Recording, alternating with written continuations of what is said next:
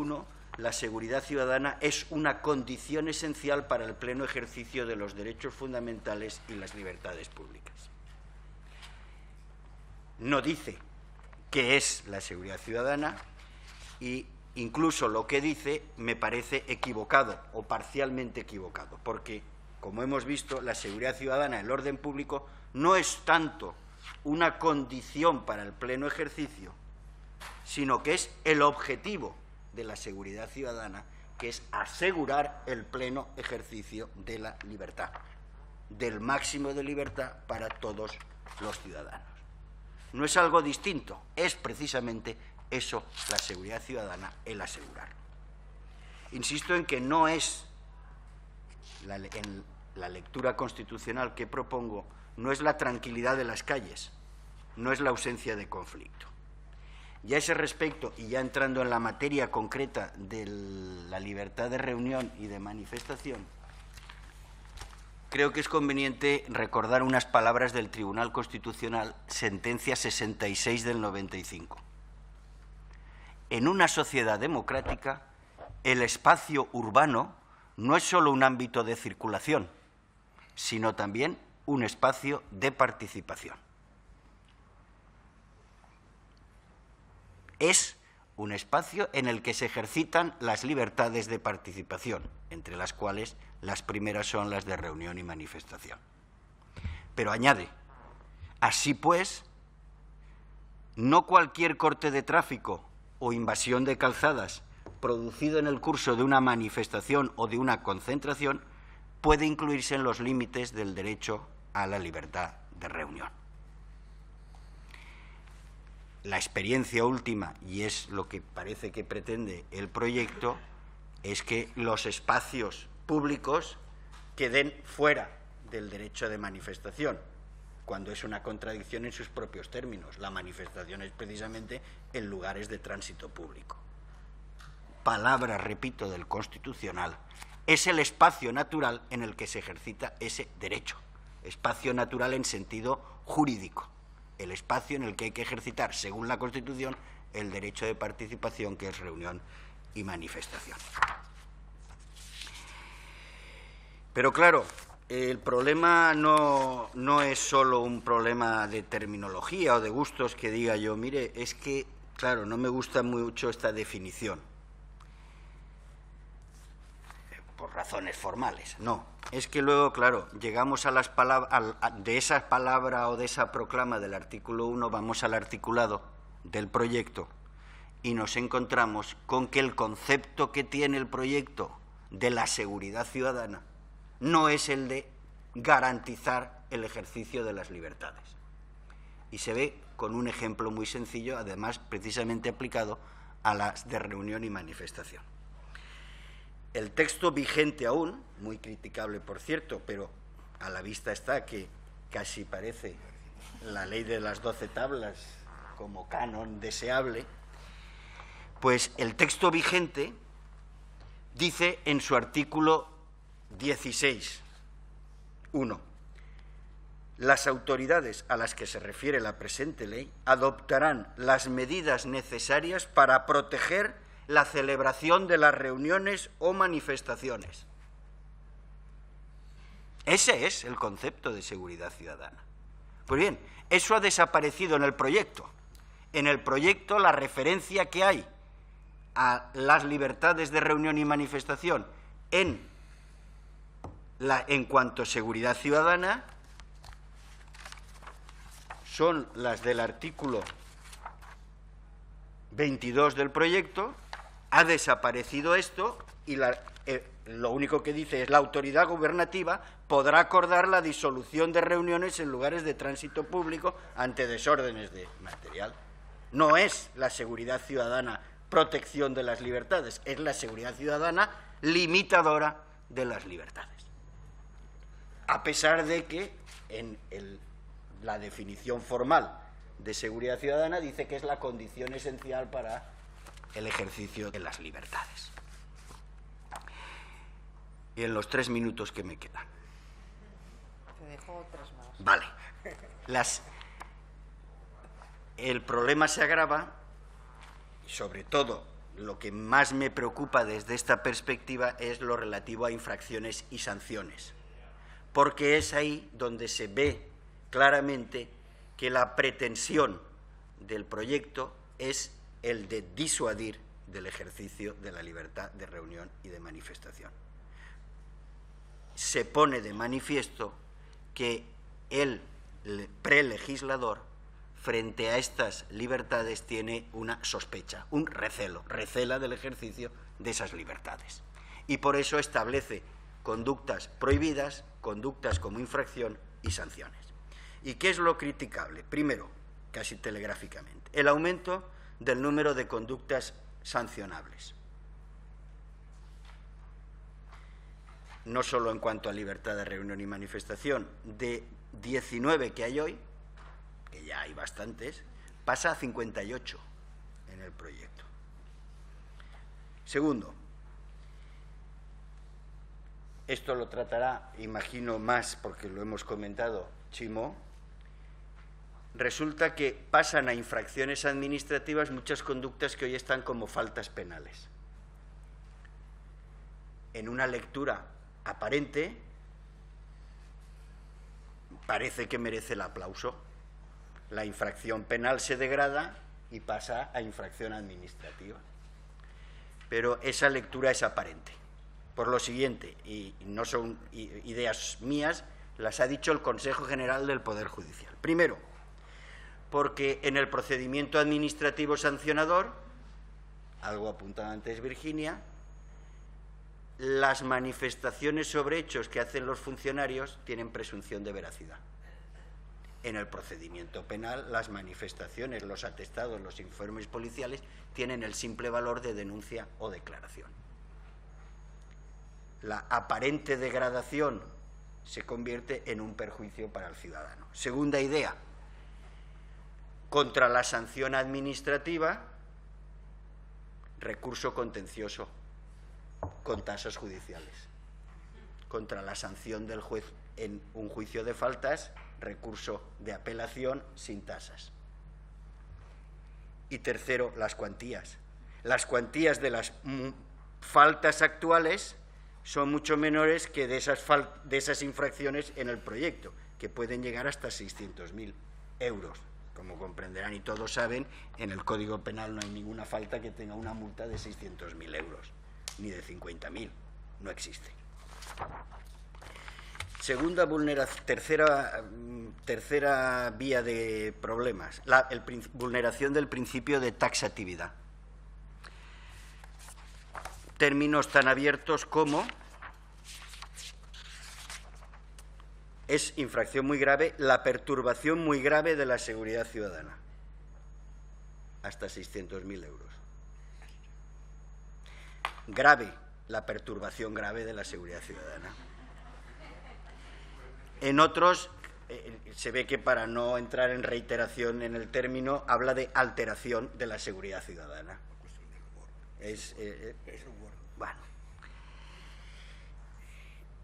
Y en algunos, fíjense, se le ha escapado la palabra, tranquilidad ciudadana. Artículo 35, infracción 21ª de las leves, alterar la tranquilidad ciudadana. Habría mucho que hablar, pero lo apunto. Luego, si quieren, en el coloquio podemos entrar. Cuarta idea o fuente de peligro, el principio de proporcionalidad. Se convierten en infracciones administrativas lo que son simples irregularidades formales, irregularidades leves, que no afectan a la esencia de la libertad.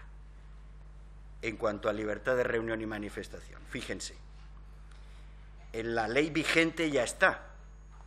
Se considera en la ley vigente infracción de los artículos 8, 9, 10 y 11 de la ley de reunión, que es no comunicar, etcétera, incumplir los requisitos que ha de tener la comunicación previa de la manifestación.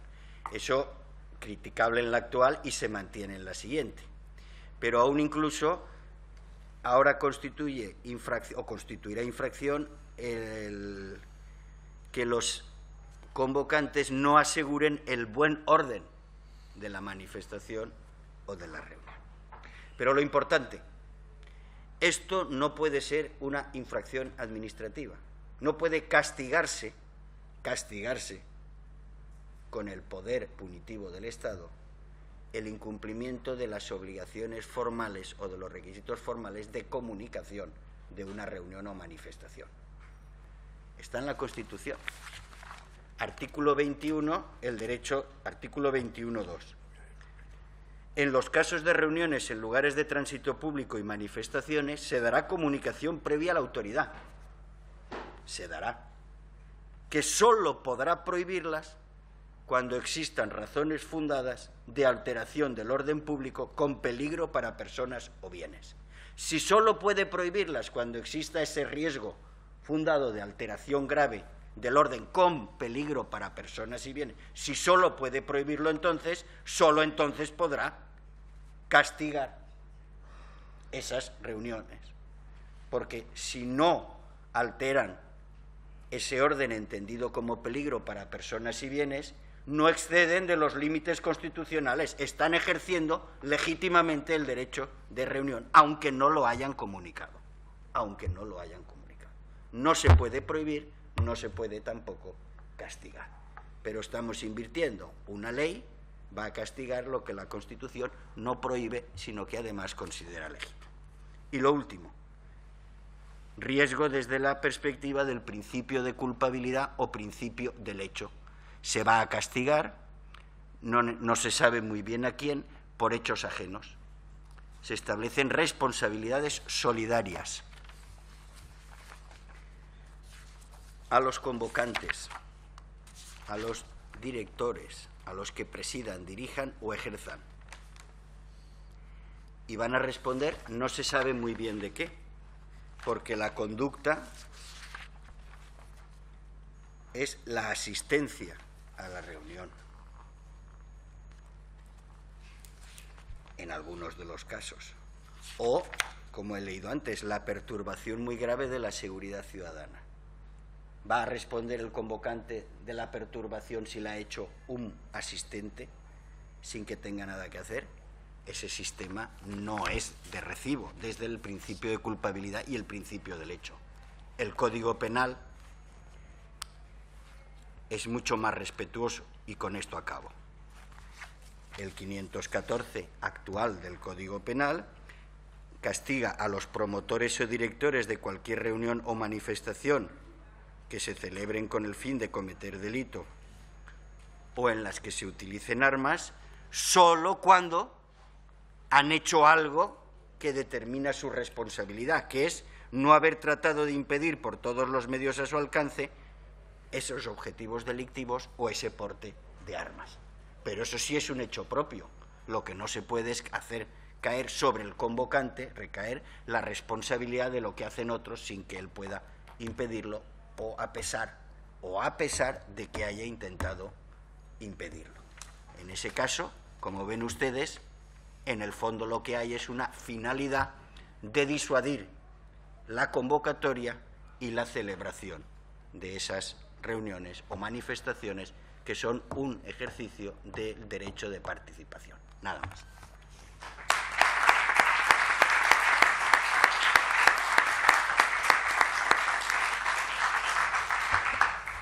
Bueno, pues muchas gracias, Vicente. Vamos, te has pasado, nada, 2 minutos. Vale. Parezco peor que el anteproyecto de Seguridad Ciudadana yo, ¿no? No, pero cortando la libertad de expresión. No has podido disuadirme. No. Bueno, tiene la palabra don Agustín Arenas. Hola, buenas tardes a todos. Gracias a Amnistía, gracias por vuestro informe, por vuestra actividad. Gracias a esta casa también por permitir que, aunque sea sin mucha publicidad, pero por lo menos nos permita usar nuestro colegio para fines como los actuales y como esta mesa. Poco tengo que añadir a lo que ya ha dicho el informe, lo que ha escrito en el informe, porque se ha escrito, no solamente está dicho, y a lo que ha dicho Vicente. Por lo tanto, yo creo que yo me podría marchar ya. Voy a bajar a la calle y voy a transmitir, si acaso, realidades que han ocurrido durante los últimos 3 años. Sí, realidades sí en Valencia, bueno, prácticamente en todo el Estado también. Porque casualmente hoy es 15 de mayo. Hoy hace 3 años que un movimiento llamado 15M despierta en PSOE en Madrid, pero despierta casualmente, como también despertó el 16 de febrero en Valencia la llamada Primavera Valenciana, que da nombre a nuestra asociación. ¿Y por qué?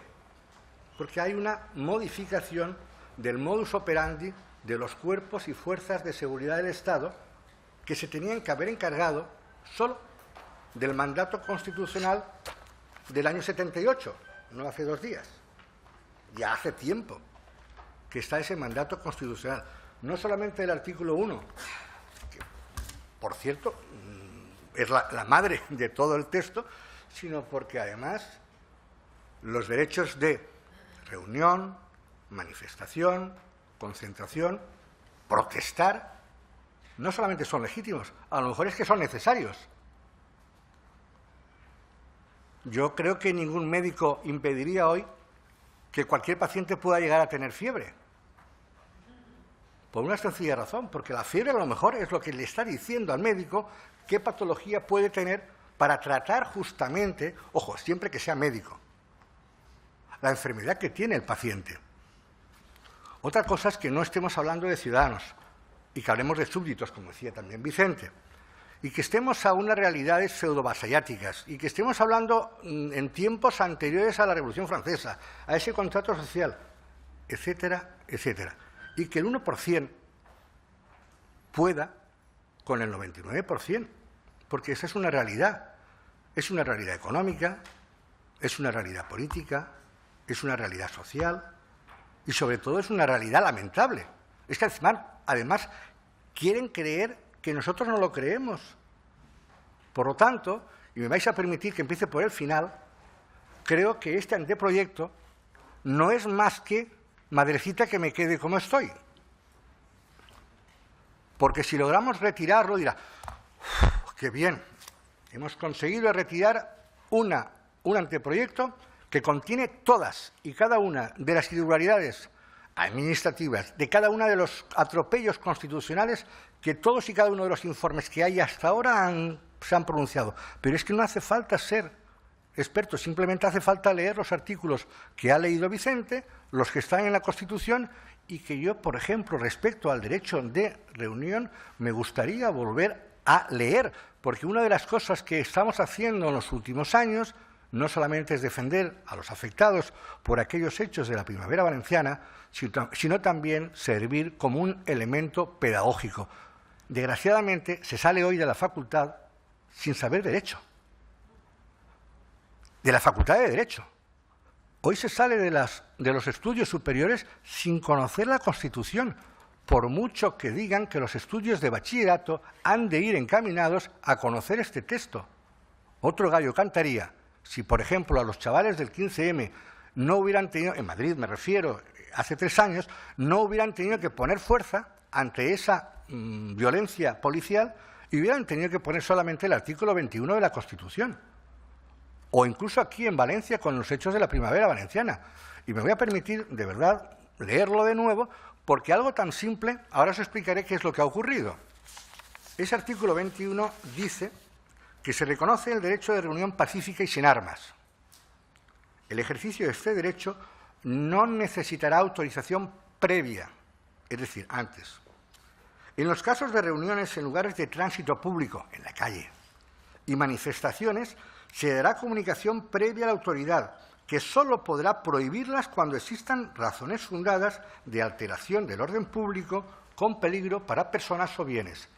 Si no se dan estos casos, pero la ciudadanía lo conoce, probablemente podrían argumentar, oiga, yo es que no tengo la obligación de que me autorice alguien una manifestación o una concentración o una reunión.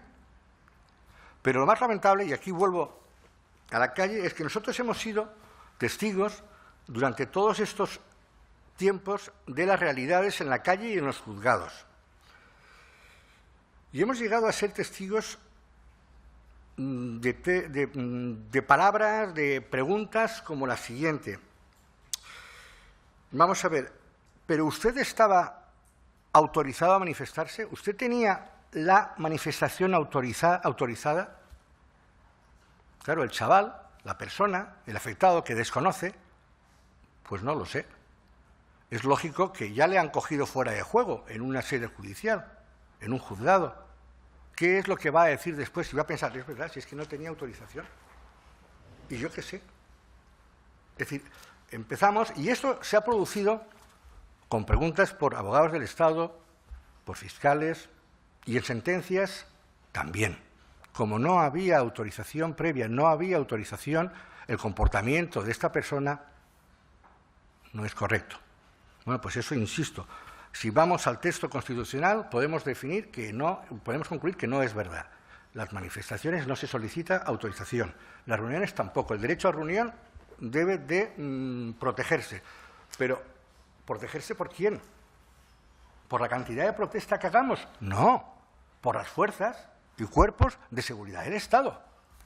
Porque son quienes tienen el mandato también constitucional recogido, por ejemplo, y entre otros, en 2 artículos. Voy a leer el primero, que es el artículo 53, que dice: los derechos y libertades reconocidos en el capítulo 2 del presente título, por ejemplo, el de libertad de reunión, el de libertad de manifestación, vincula a todos los poderes públicos, es decir, al Gobierno también. Y además, el famoso 104, que dice literalmente: las fuerzas y cuerpos de seguridad bajo la dependencia del Gobierno tendrán como misión proteger el libre ejercicio de los derechos y libertades y garantizar la seguridad ciudadana. Como bien apuntaba Vicente antes, libertad y seguridad. Primero la libertad, protéjame, y lógicamente ponga los medios de seguridad. Por lo tanto, la obligación que tiene el Estado es proteger el ejercicio de esos derechos fundamentales. Por lo tanto, no es el ciudadano, no son los organizadores de una manifestación o de una concentración los obligados, los deudores de esa protección. Es el propio Estado el que, aun cuando no conozca, porque no se le ha comunicado, notificado con anterioridad ese hecho, sin embargo lo saben. Porque, de hecho, en el Luis Vives, si no estaba pedida la autorización que muchas veces decían, sin embargo, habían 30 lecheras. Preguntábamos, oiga, ¿cómo es posible que sin estar notificadas allí estuvieran 30 furgones de los cuerpos y fuerzas de seguridad del Estado? Algo tendrían que conocer, si no formalmente, si materialmente. Si entonces lo que están haciendo es un corte tonto, breve del tráfico, vuelvo al principio, aquel exceso que se generó los días anteriores al 15M son los que produjeron la eclosión del 15M y todo el movimiento de protesta que posteriormente ha ido avanzando y sucediendo. En los días de la primavera valenciana, si aquellos policías hubieran tratado dignamente, como además el artículo 5 de su propio estatuto policial les dice que debe de tratar con tranquilidad y con mucho respeto a los ciudadanos, pues probablemente no se habría producido aquellos hechos, porque no había habido unos desmanes que hubieran tenido o llamado. Y sinceramente, al final uno se pregunta, ¿qué no estarían buscando ante aquellas situaciones que esos desmanes produjeran una especie de pulso para ver qué es lo que estaba ocurriendo? ¿Hasta dónde podía llegar unos y otros? Claro, a partir de ahí es cuando sale el señor del enemigo, porque trata a esos ciudadanos, nos trata a todos como enemigos, y claro, no nos iba a dar la estrategia que tiene en este caso el cuerpo de seguridad, llamado Cuerpos y Fuerzas de Seguridad del Estado, para que no pudiéramos manifestarnos, lo cual significa que es bastante lamentable y sobre todo es contrario, insisto, a su propia norma y al texto constitucional. Al hilo de las reflexiones que hacía Vicente sobre sentencias del Tribunal Constitucional, hay también otra que quiero traer a colación, que es aquella en la que dice, y hace ya 8 años que salió, que el relieve fundamental que este derecho cauce del principio democrático participativo alcanza en sus dimensiones subjetiva y objetiva dentro de un Estado social y democrático de derecho, como el proclamado en la Constitución, ha determinado incluso que para muchos grupos sociales este derecho sea en la práctica uno de los pocos medios de los que disponen para poder expresar públicamente sus ideas y reivindicaciones. Esto se dice en la sentencia del año 2006 de la número 163 del Tribunal Constitucional. Unido a los que ya ha comentado Vicente anteriormente, es claro que el Tribunal Constitucional ya se ha expresado sobre estos hechos. Por lo tanto, me permito sugerir que probablemente desde un punto de vista de estrategia del Ejecutivo, a lo mejor lo que pretenden es que, madrecita, que nos quedemos como estoy, porque incluso como estamos ya es contrario a derecho. No digamos, insisto, la pretendida reforma, no solamente de la Ley de Inseguridad Ciudadana, sino también del Código Penal, por los motivos que antes ya ha expuesto brillantemente Vicente, bajo mi punto de vista. Por lo tanto, podemos concluir que frente a la amenaza de los derechos fundamentales, solo faltaría conocer cuáles son los antídotos. Y aunque no lo creáis, estos sí que están. Como si un prospecto de medicamentos se tratase, en nuestros textos legales están. Ya hemos leído unos cuantos artículos que es necesario conocer y, evidentemente, por parte de quienes son obligados, que los cumplan. Porque de cumplirse, no habría habido y no se produciría hoy y mañana vaciamiento en libertades de expresión, en libertades de información veraz, en ese derecho fundamental a la reunión y a la manifestación, el derecho a tener sanidad, a la educación, a la justicia, sin peaje, a la vivienda, como ya sabéis, a la participación y a la economía. Es decir, quizás antes de esforzarse y utilizar tiempo y recursos en busca de una reforma o en busca de una legislación contra el ciudadano, a lo mejor, si desaparecen las causas de la protesta, evitábamos la protesta. Si quitamos la infección, evitaríamos la fiebre. Por lo tanto, y bajo mi punto de vista, buen médico es aquel que quita la infección, porque quita dos cosas, la infección y la fiebre. Estamos en estos casos ante un mal médico, porque no solamente no quiere quitar la infección, sino además tampoco quiere tratar la fiebre. Y nos quiere cobrar por cada consulta médica. Algo hay, entonces, que hacer: protestar. Cámbienos la fiebre, elimínenos la fecha. No, perdón. Acuda al órgano infectado, acuda al origen, a la causa, y probablemente no se preocupe. Habrán protestas, pero de otra manera. Y a pesar de todo, y vuelvo quizás a una serie de interrogantes que nos haríamos, insisto, como ciudadanos. ¿El derecho a protestar está amenazado? ¿Sinceramente pensáis que está amenazado? Sí, sí, evidentemente que está amenazado. ¿La seguridad está amenazada? ¿La seguridad de quién? ¿Dónde? ¿Cuántas manifestaciones han ocurrido en España durante los últimos 3 años? ¿Qué altercados han habido graves? Mejor dicho, ¿si han habido graves por parte de quién? Yo no he visto que haya habido, ojo, y si ha habido graves ha sido porque no ha habido un correcto funcionamiento de quienes tienen la obligación y el deber de proteger a aquellos que salen a la calle a manifestarse. Por lo tanto, sigo sin conocer a esas preguntas qué contestación se les da. Es decir, no hay un riesgo en la protesta, no lo ha habido.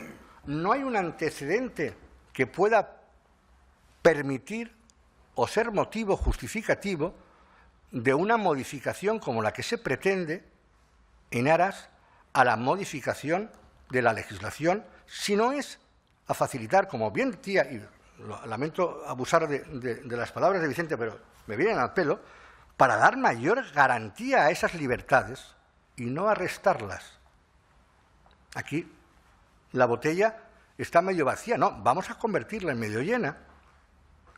Y en el momento en que cambiemos esa filosofía, es muy probable que no estaremos hablando de una amenaza a los derechos fundamentales, porque esa es nuestra labor. La protección de los derechos fundamentales, aunque simplemente sea algo muy elemental, transmitiéndolos.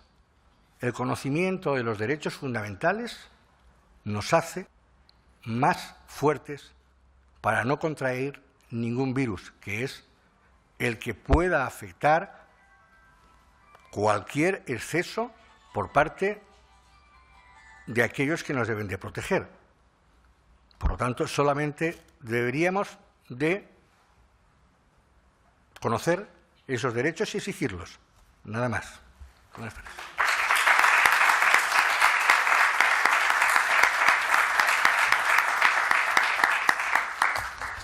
Pues muchas gracias, Agustín. Y tiene la palabra don Joaquín Bosch. Bien, en primer lugar, muchas gracias a Amnistía Internacional por su amable invitación. Aprovecho para felicitar a la organización por la importantísima labor en defensa de los derechos humanos que hace en todos los rincones del planeta. Decía Orwell que la libertad de expresión consiste fundamentalmente en poder decir aquello que algunos no querrían tener que escuchar. Creo que es una buena definición, ¿no? Y precisamente la libertad de expresión es un eje esencial de cualquier sistema de derechos fundamentales y de cualquier sociedad democrática que parte de la pluralidad de cualquier forma de convivencia. Por tanto, cualquier restricción de la libertad de expresión, indudablemente, si no está justificada, nos va a llevar a una sociedad menos democrática en la que los derechos fundamentales tienen una peor regulación. En este ámbito nos encontramos con que, a pesar de algunas visiones de que la sociedad solamente puede ir a mejor, una perspectiva de la historia encarrilada, de que estamos en una especie de túnel del tiempo hacia adelante en la que cada vez se vive mejor, cada vez tenemos más derechos, determinadas circunstancias de los últimos años en nuestro país y en otras partes del mundo nos demuestran que esa visión no es correcta. Es decir, que se puede ir a mejor, se puede ir a peor. Parecía que habíamos alcanzado un espacio de calidad de derechos como una vida había existido en la historia de nuestro país, pero la realidad nos demuestra que esto no es necesariamente para siempre y que puede ir perfectamente a peor, como sin duda nos está yendo.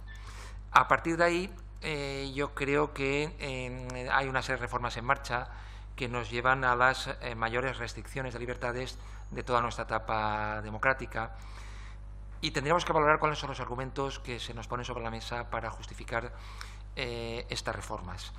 El argumento principal es el de la seguridad, con mayúsculas. De alguna manera se nos vende no solamente en materia de libertad de expresión, sino en todos los ámbitos. Y ahí tenemos ya la cadena perpetua revisable que nos vende Gallardón, porque estamos en una sociedad muy insegura y hace falta mucho palo para que se contengan los impulsos incontrolables de la gente, ¿no? La realidad es completamente diferente.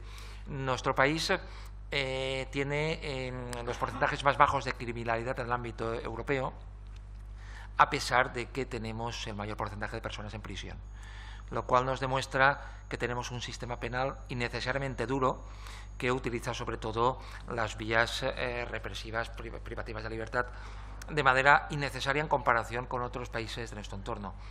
Hay un ejemplo pues muy claro, por ejemplo, el de los homicidios. En España hay por cada millón de personas, hay 8 homicidios al año. En la media europea es de 13, es de cerca del doble. En Estados Unidos de 47. Y en algunas partes de América Latina hay 254 muertes violentas al año. en España 8, lo vuelvo a recordar, ¿no? Ni hace falta más cadena perpetua, ni hace falta más castigo penal, ni hace falta que la gente se asuste tanto, a pesar de tantas propuestas de populismo penal, de que los telediarios abren las noticias con grandes incidentes sobre sucesos y muertes para que todo el mundo esté muy asustado.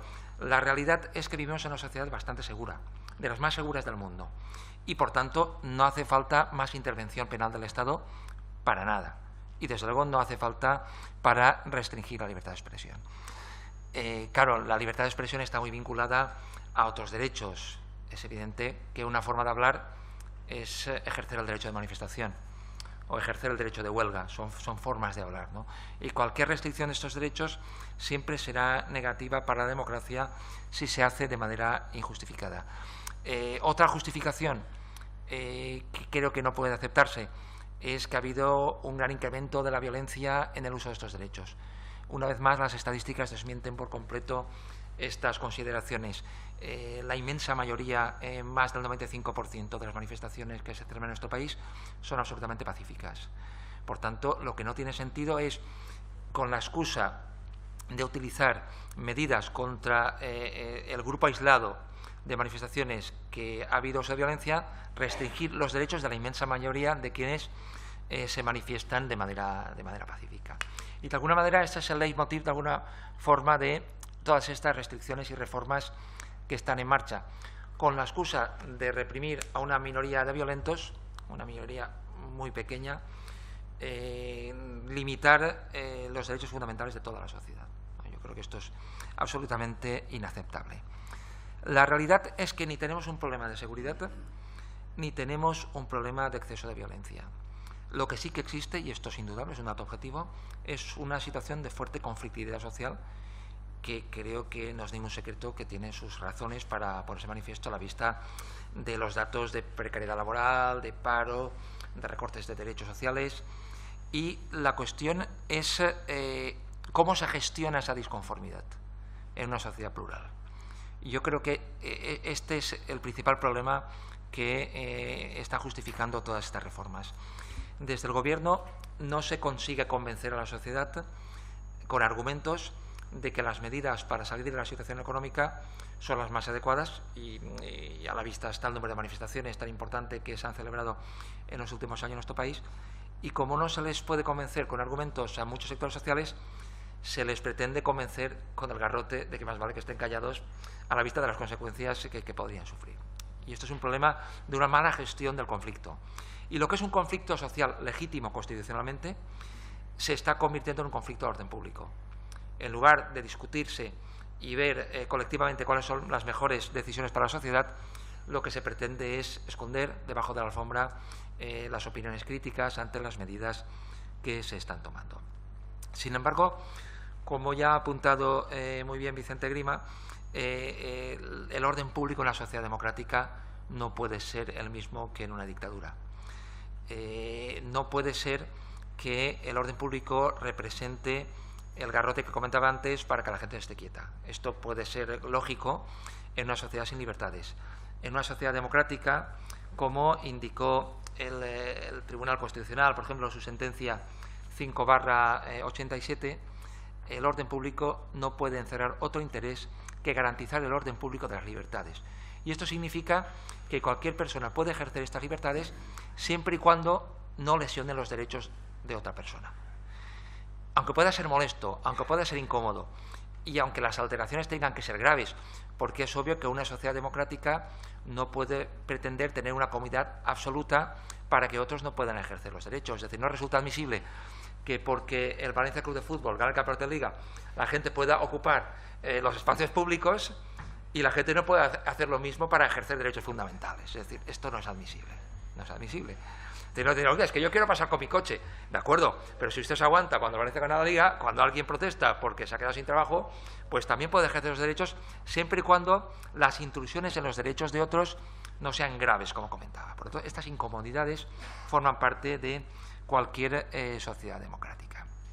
A partir de aquí, las reformas basculan mucho sobre conceptos jurídicos indeterminados que permiten siempre a cualquier aparato estatal poder actuar de manera invasiva en los derechos fundamentales, generando indefensión, y, sobre todo, es una de las cosas que más nos preocupan desde Jueces para la Democracia, desde una visión negativa del ejercicio de los derechos y de las libertades, hasta el extremo de que se agravan toda una serie de conductas en el ámbito penal y en el ámbito administrativo sancionador cuando se producen ejerciendo libertades.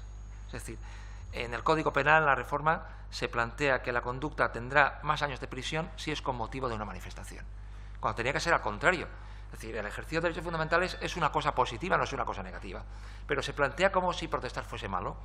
Es como aquella leyenda, no sé si apócrifa o real, que se atribuye a Franco: usted haga como yo, no se meta en política, ¿no? Pues eso. Es decir, no te metas en política, que esto es malo, y además, si cometes cualquier delito, te vamos a agravar la pena, ¿no? Y es al contrario, el ejercicio de los derechos de manifestación, de libertad de expresión, es muy positivo para cualquier sociedad democrática, en el sentido que sea. Yo, por ejemplo, estoy en contra de la reforma del aborto que plantea Gallardón, pero si hay gente que está a favor, a mí me parece muy bien que se manifieste pacíficamente. Y los que están en contra de la reforma, que se manifieste también. La gente que hable, que aporte argumentos, que se discuta. Eso es bueno para cualquier sociedad y le aporta dinamismo, mayor información y mejora su pluralidad.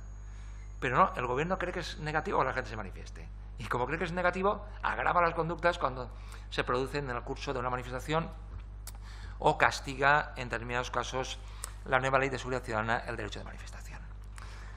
¿Cómo afronta el Gobierno en sus propuestas estas reformas? Voy a dar algunas pinceladas muy básicas sobre la reforma del Código Penal que limita las libertades y también la Ley de Seguridad Ciudadana en algunas de las conductas castigadas. El Código Penal lo que hace es un cambio global de todo nuestro sistema de orden público. Es una cosa que se ha dicho poco, pero creo que es importante remarcar. Lo que hace es que en el delito de atentado modifica 5 artículos de los 6 que actualmente están vigentes. Y en cuanto a los desórdenes públicos, de los 5 existentes, modifica 3 y introduce 3 nuevos artículos. Es decir, es un código penal nuevo en materia de orden público. Es un cambio de mapa absoluto el que pretende plantear el Gobierno. En estos cambios lo que hace es que incrementa las penas de los delitos existentes, de casi todos. Amplía el ámbito de las conductas que pueden ser castigadas. Crea nuevos tipos agravados. Y además, sobre todo, introduce nuevas conductas punibles que hasta ahora no estaban castigadas. Un mapa absolutamente nuevo, sin precedentes en nuestra democracia. En el delito de atentado lo que hace es que amplía la conducta y mantiene elementos de ambigüedad, como por ejemplo incluye como atentado la resistencia. Hasta ahora tenía que ser activa y se elimina y grave, y se eliminan los 2 adjetivos, activa y grave, con lo cual parece presumir, aunque desde el Gobierno se asegura al contrario, que la resistencia pasiva, muy frecuente, por ejemplo, en actuaciones contra desahucios hipotecarios u otros, se puede convertir en delito, con lo cual esto puede suponer consecuencias penales mucho más graves. Y además incorpora al delito como sujeto pasivo los guardias de seguridad privado, que se equiparan a los cuerpos y fuerzas de seguridad, con todos los problemas que esto acarrea, el nivel de profesionalidad que tienen, la responsabilidad en sus actuaciones, previsibles excesos a la vista de todos los precedentes que conocemos. Pero donde más incide la reforma es en el capítulo que se dedica a los desórdenes públicos. Lo que se hace es que se amplía el tipo básico del artículo 557 de una forma desmesurada, hasta el extremo que se castigan las amenazas de que se van a cometer desórdenes